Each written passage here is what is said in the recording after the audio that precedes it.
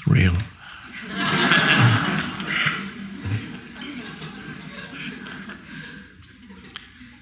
It looked almost too perfect.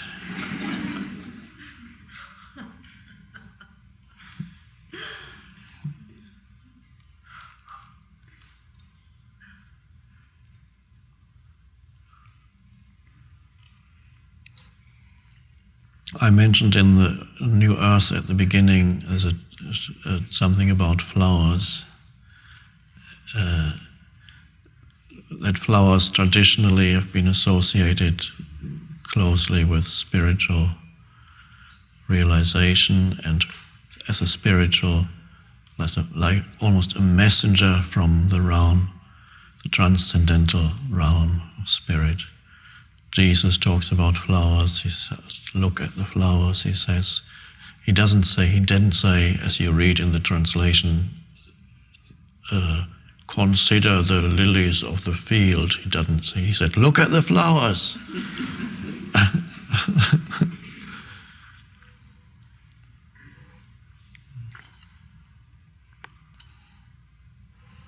And I mentioned the Buddha, the famous silent sermon, you may remember. Well, remember reading it, or maybe you were there when he held it.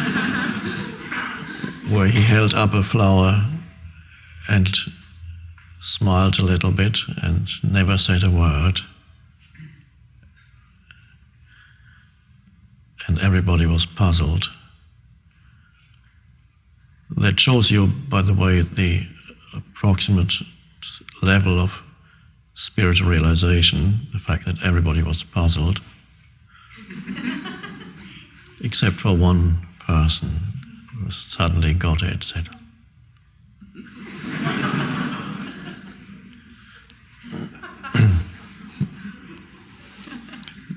and of course then the person doing a PhD about Buddhism says, what is it that this person suddenly got?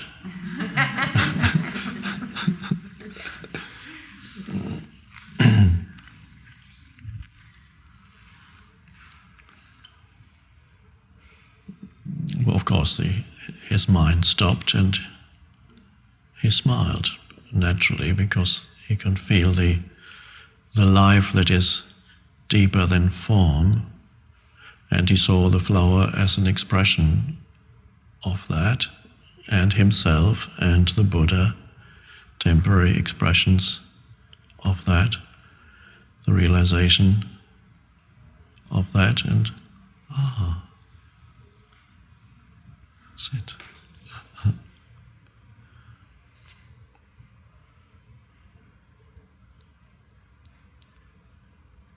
But I do recommend flower meditation, not say I'm now going to do a flower meditation, but in a more organic, natural way, to perhaps, if you have flower at home from time to time, just spend a few minutes.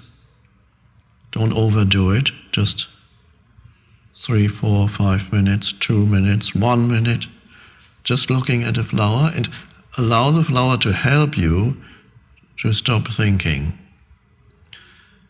Acknowledge the silent presence of the flower, because it's very silent.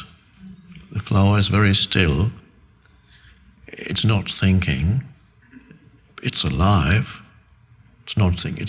It is there in this field of stillness, just is, but alive.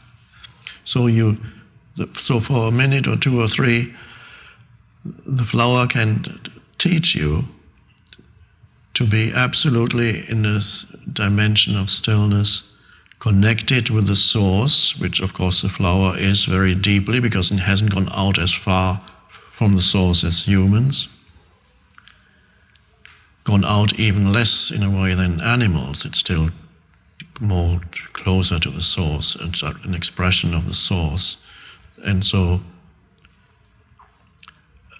you allow the flower to connect you with the source in yourself. It's where you meet it, and it's just to acknowledge not only the external beauty of the flower, without thinking. When you look at the flower, see if you can let go of all thought even thought, oh, that's a beautiful flower. No, that reduces it already to something. It's not a beautiful flower. It's much vaster than that.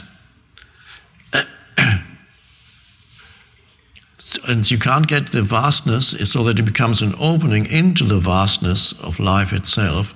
The moment you say it's a pretty flower, you think you know what it is, but you've already reduced it to something silly, almost. And then you realize it's how still it is. Then as you look and see the beauty, you also tune into the stillness that's in and around it. And of course, the moment you tune into the stillness around the flower, you become still yourself. You can't tune into the stillness and still be noisy. Tuning into the stillness means to participate in it. It's a wonderful meditation. So, if you have flowers at home, do it every day. It's good to have at least one flower at home.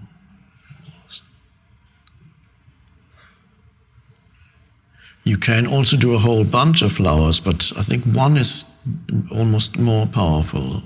You could take in the totality of this also, that is also lovely, but you can spend the rest of the day pointing to this and looking at it.